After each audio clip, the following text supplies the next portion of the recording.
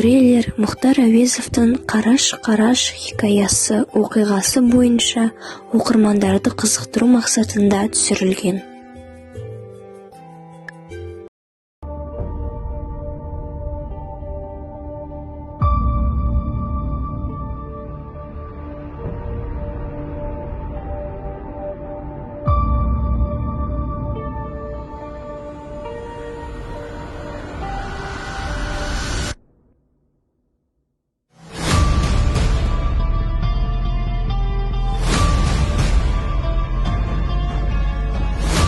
Жараспай!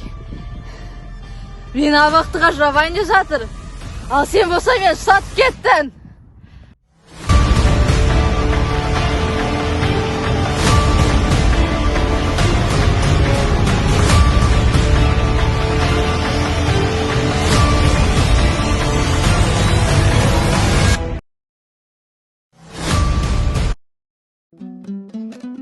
Бұл шығармадағы бас кейіпкер Бақтығұл өмірдегі Рысқұл көрнекті қоғам және мемлекет қайраткері, дипломат, көсем сөзші Рысқұл Тұрардың әкесі.